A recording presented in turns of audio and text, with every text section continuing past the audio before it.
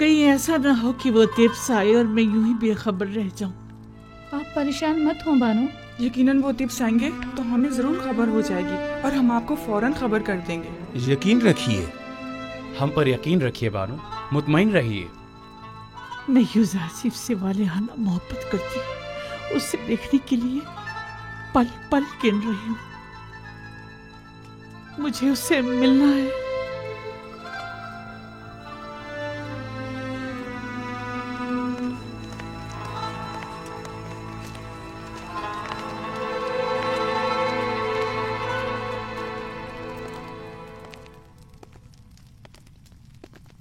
تو آپ منفیس کے سفر کا ارادہ رکھتے ہیں؟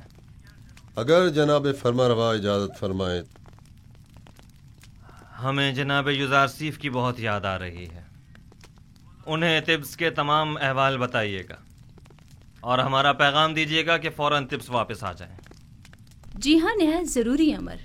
کہیے گا کہ جناب فرما روا نے انہیں یاد فرمایا ہے، لہٰذا فوراً طبس واپس آ جائیں۔ اطاعت عالی جناب۔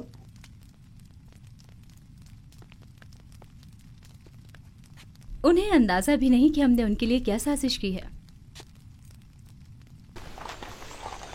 نیم صابو،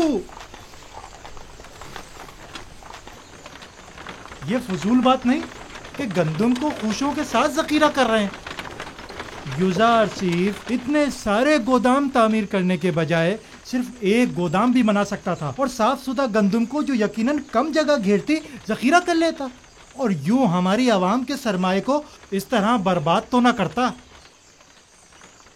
میں کیا کہوں، جناب یوزرسیف آ گئے ہیں، خود انہی سے پوچھ لیں۔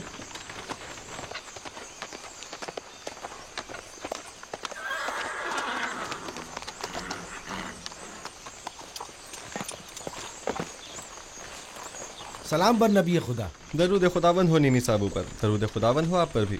کیا ہوا جناب کاہن، گندم جمع کرانے آئے ہیں؟ نہیں عالی جناب، آئے ہیں کہ جنجال برپا کریں۔ فرما رہے ہیں کہ اتنے سارے گودام کیوں تعمیر کیے گئے ہیں، گندم کے لیے ایک گودام کافی ہوتا ہے۔ درست کہہ رہے ہیں، ہم اتنے سارے گوداموں کی جگہ صرف ایک گودام کو ذخیرہ سازی کے لیے استعمال کر سکتے تھے، لیکن اس صورت میں ہم بھی کاہن اعظم آخماہو اور معبد کی گندم پر وارد ہونے والی مصیبت میں گرفتار نہ ہو جاتے۔ جی ہاں، وہ راز جو میں نے 5 سال سے کسی سے بیان نہیں کیا تھا یہی ہے، وہ راز جو میرے خدا نے مجھے بتایا ہے۔ یعنی ہم بھی خوشوں سمیت گندم کو ذخیرہ کر سکتے ہیں؟ سب کر سکتے ہیں، بشرط یہ کہ گودام تعمیر کرنے اور گندم کی ذخیرہ سازی کے لیے اتنا وقت میسر ہو۔ تو آپ جانتے تھے کہ آپ کو اپنا یہ راز کب افشا کرنا ہے؟ آپ کافی سمجھدار معلوم ہوتے ہیں۔ مجھے صاحب ثروت حضرات اور کاہنوں کے سوئے استفادے کی راہوں کو مسدود کرنا تھا۔ میرے خدا نے مجھے مردم مصر کو اس قحط سے نجات دلانے پر مامور کیا ہے۔ اگر سب جان جاتے کہ گندم کی محفوظ ذخیرہ سازی کیسے کی جائے تو اس وقت طبس کے تمام گودام گندم سے بھرے ہوئے ہوتے۔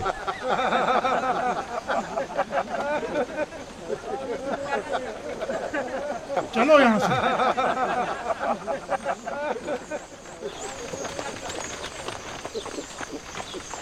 درود بر پیامبر خدا۔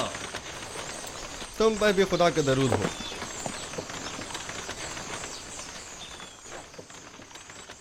اور طبس کی کیا خبر ہے مالک؟ وہاں سب ٹھیک ہے عالی جناب، البتہ کاہنان آپ سے بے انتہا نالاں ہیں۔ جناب آخناتون اور بانو آپ سے فوری ملاقات کے خواہاں ہیں، اور انہوں نے تاکید فرمائی ہے کہ فوراً سے پیشتر طبس کے لیے روانہ ہو جائیے۔